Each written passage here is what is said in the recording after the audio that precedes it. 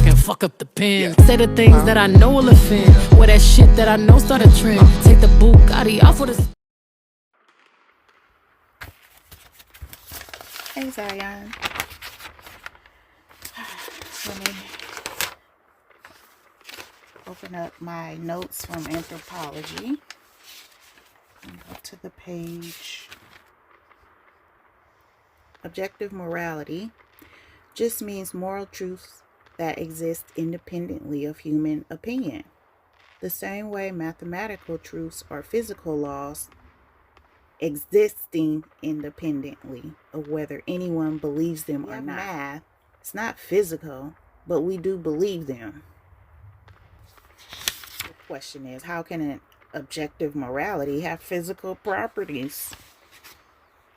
And it does come from a real philosophical challenge called the argument of queerness. And like I said, I'll read some of J.L. Mackie's stuff.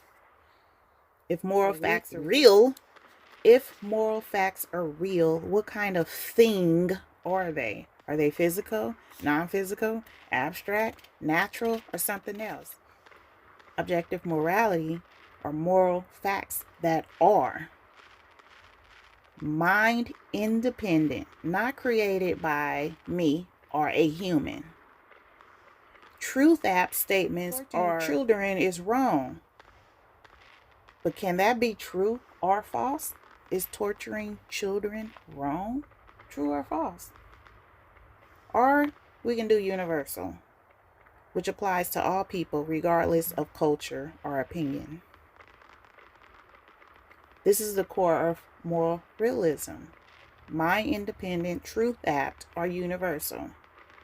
Moral claims describe real features of reality, not just feelings, my feelings, or social conventions.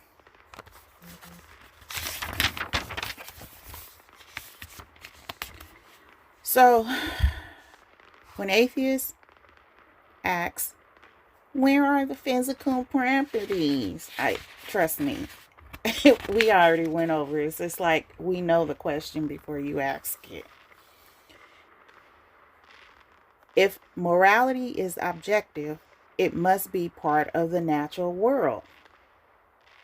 And that's what atheists would argue. But when we look at the natural world, like atoms, energy, chemistry, we don't see wrongness or goodness as physical properties. And this is Mackie's argument from queerness. Moral properties would be too strange to fit into purely physical universe. Into a purely physical universe.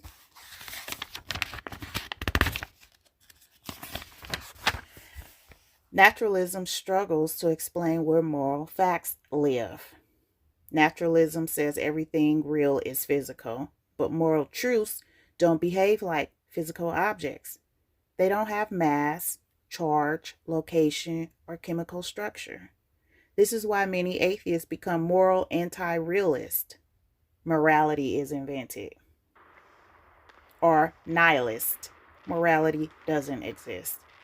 Richard Dawkins famously said the universe has no good and no evil.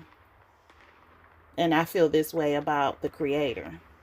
So when we say God creates evil, are we talking about moral wickedness or just calamity? If you hold to these three main positions, which is what atheists would fall into, one of these three camps, which is moral nihilism. No objective morality exists because physical reality contains no moral properties. Camp 2, naturalistic moral realism. Moral facts exist but are reducible to natural facts like well-being. Sam Harris or David Brink holds to this position. But critics also say Harris never proves why well-being is objectively good. There's a hole in that argument. The third camp is atheistic non-natural moral realism. Moral truths exist but are non-physical abstract facts like numbers. Eric Weilenberg, Russ Schaefer also holds to this ideology as well. But this avoids the physical property problem and raises another. How do non-physical moral facts interact with a physical world? Non-physical moral facts interact with a physical world. So as a theist, my answer is objective morality is grounded in God's nature, not in physical properties. Moral truths are non-physical, but not free-floating. They are rooted in the character of a personal moral being. So it solves, in my opinion, the atheist objection, because morality doesn't need physical properties. Morality doesn't need physical properties. It has an ontological grounding in a non-physical source, God, or the Creator. Moral truths exist because God's nature is the standard of goodness.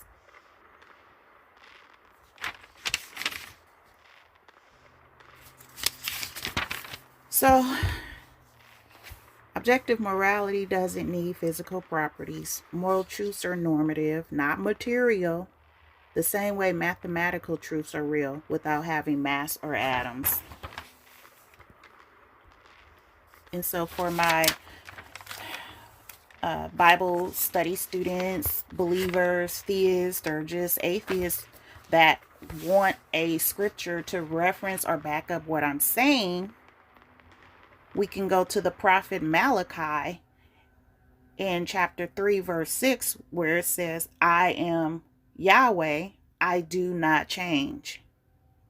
If objective morality is God's own character expressed as universal and unchanging moral truth, I would use this passage to back it up biblically. Malachi 3:6. Why objective morality doesn't need physical properties? Because God is spirit. His moral nature is non-physical.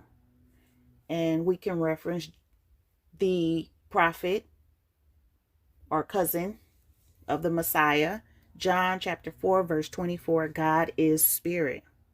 If God is non-physical, then the moral truths grounded in him are also non-physical.